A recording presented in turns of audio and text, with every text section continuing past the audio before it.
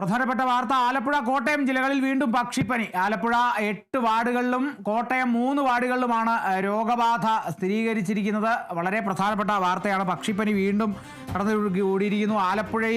ആലപ്പുഴയിലും കോട്ടയത്തുമാണ് ജില്ലകളിൽ വീണ്ടും പക്ഷിപ്പനി. നമുക്കറിയാം, നേരത്തെ മുമ്പ് പക്ഷിപ്പനി ആലപ്പുഴ ജില്ലയിലൊക്കെ പടർന്നു പിടിച്ച സാഹചര്യത്തിൽ കൂട്ടത്തോടെ താറാക്കളെയൊക്കെ കൊന്നൊടുക്കുന്ന ഒരു സാഹചര്യമൊക്കെ ഉണ്ടായിരുന്നു. അന്ന് ഒരുപാട് താറാവ് കർഷകരുടെയൊക്കെ ജീവിതം വഴിമുട്ടിയ കുറേ സംഭവങ്ങൾ, വാർത്തകളൊക്കെ നമ്മൾ കണ്ടതാണ്. ഇപ്പോൾ ഈ പക്ഷിപ്പനി വീണ്ടും കോട്ടയം, ആലപ്പുഴ ജില്ലകളിൽ പടർന്നു പിടിക്കുന്ന ഒരു സാഹചര്യമുണ്ടെങ്കിൽ അത് ഈ താറാവ് കർഷകരെ, അതായത് ആലപ്പുഴ, കോട്ടയം ജില്ലകളിൽ താറാവ് കർഷകർ കൂടുതലാണ്.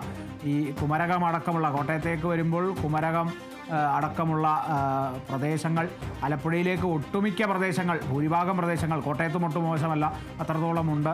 താറാവ് കർഷകരുടെ എണ്ണം ഒക്കെ കൂടുതലാണ്. ജില്ലകളെ സംബന്ധിച്ച് താറാവുകളുടെ എണ്ണം തന്നെ കൂടുതലാണ്. അപ്പോൾ മുൻപുള്ള പോലെ ഒരു അടിയന്തര നടപടികൾ, ഈ അടിയന്തര നടപടികൾക്ക് നിർദ്ദേശം നൽകിയിട്ടുണ്ട്. അപ്പോൾ ഈ അടിയന്തര നടപടി ഇത്തരത്തിലുള്ള നടപടികളായിരിക്കുമോ എന്നുള്ളതൊക്കെ കണ്ടറിയേണ്ടിയിരിക്കുന്നു. ഇപ്പോൾ ഈ 2 ജില്ലകളിൽ വീണ്ടും പക്ഷിപ്പനി സ്ഥിരീകരിച്ചിരിക്കുകയാണ്. ആലപ്പുഴയിൽ 8 വാർഡുകളിലാണ്, കോട്ടയത്ത് 3 വാർഡുകളിലുമാണ് രോഗബാധ സ്ഥിരീകരിച്ചിരിക്കുന്നത്. അടിയന്തര നടപടികൾക്ക് നിർദ്ദേശവും നൽകിയിട്ടുണ്ട്. എന്താണിനി മുന്നോട്ടുള്ള അടിയന്തര നടപടികൾ എന്നുള്ളതിനെ സംബന്ധിച്ച് ആശങ്ക കൂടി ഉയരുന്ന മണിക്കൂറുകൾ കൂടിയാണ്, പ്രത്യേകിച്ച് താറാവ് കർഷകർക്ക്. ഒപ്പം ജില്ലകളിലെ സാഹചര്യങ്ങളൊക്കെ വിലയിരുത്തുകയാണെങ്കിൽ അടിയന്തര നടപടികളിലേക്ക് കടക്കാനായി നിർദ്ദേശം നൽകിയിരിക്കുന്നു.